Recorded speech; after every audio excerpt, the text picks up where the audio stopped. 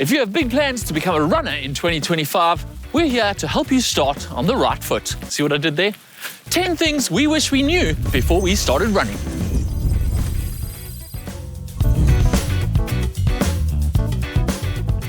Number 1, challenge yourself. Don't destroy yourself. Now, running is hard, and even from just a few minutes of running a day, you will see massive fitness gains. Because of this, don't feel like you need to force it. A lot of people, when they start out running, will run until they're completely exhausted, collapse on the floor because it feels good, and they feel like they're going to get maximum training benefits from it. But in actual fact, you're then going to struggle to back that up the next day and therefore get the most out of your running. Rather, start with a time or distance goal in mind, one that you could probably do again the next day. Just get out and run and stop before you're exhausted. Number 2, you don't have to run every day. Just because you didn't destroy yourself yesterday and could go for a run again, doesn't mean you have to. Beginners often start a new program and think that the challenge is to run every single day, or they've cheated somehow. But it's okay to take a day off and recover and reset. In fact, if you do take a rest day, you won't lose all that fitness you built up, and you'll come back to running feeling fresh, fitter, and faster. Number 3, it's okay to not go faster. Yeah, on the same note, do not feel like you need to go faster than yesterday. In fact, you should never do this. Okay, maybe not never. Maybe once a month or so, you might like to do the same route that you ordinarily do and see if you can go faster. But beat yesterday is absolute BS. Yeah, trying to see if you can go faster from one day to the next, day in, day out, is not how fitness works or a way of tracking improvements in runability.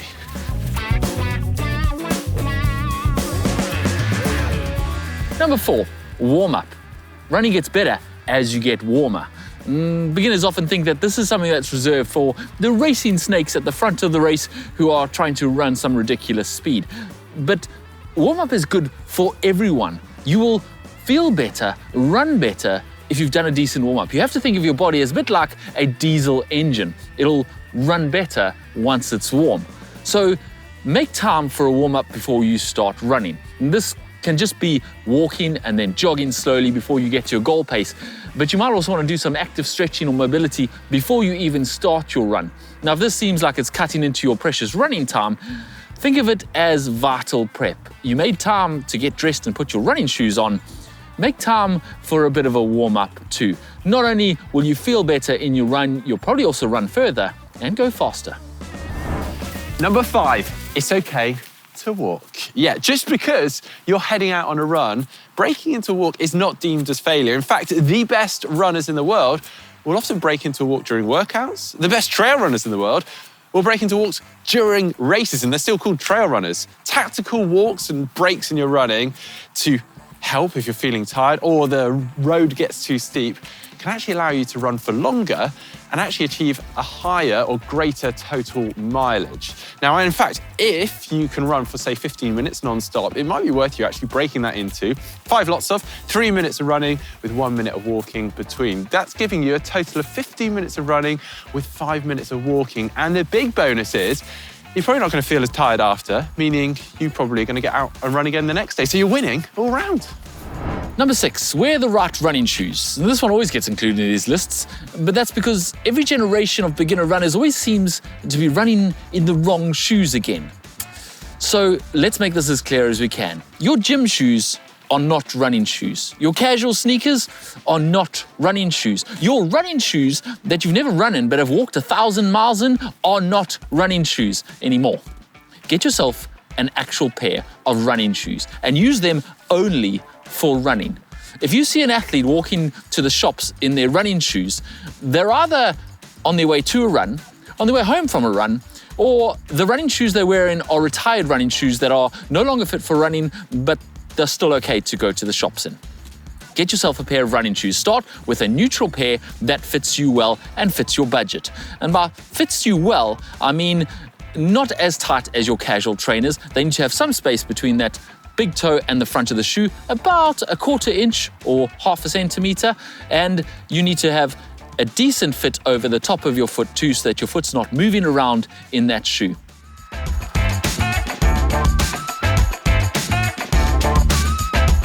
Number 7, wear the right clothing. And the right clothing is whatever you are most comfortable in. There are no rules, except for the fact no one gives a crap.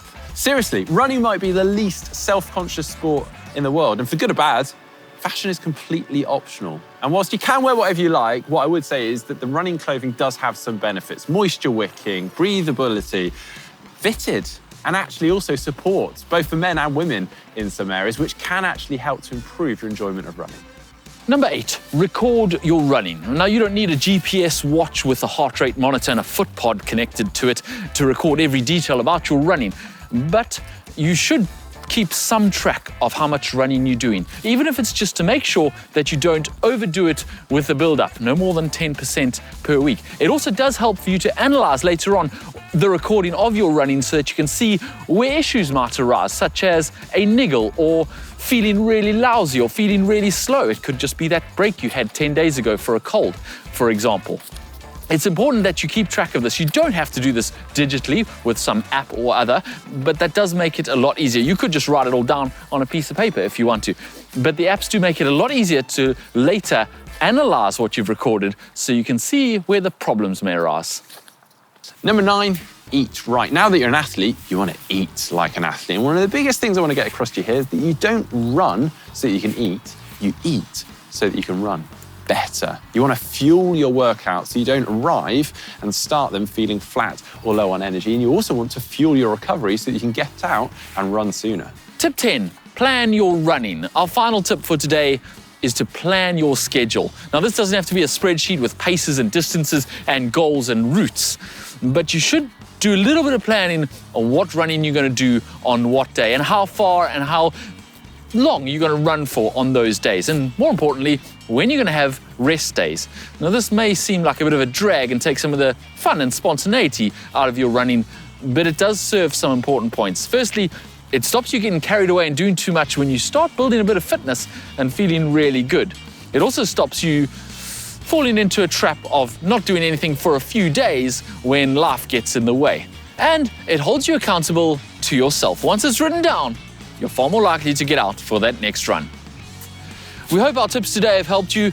We're pretty sure that if you follow them before long, you won't need any motivation to get out for your next run. It'll be part of your life, part of your lifestyle. You might need some encouragement to take that rest day. Good luck with your running journey in 2025. If our tips have helped you, leave a comment in the comment section down below. We'd love to hear from you. Good luck with the running journey. Happy running.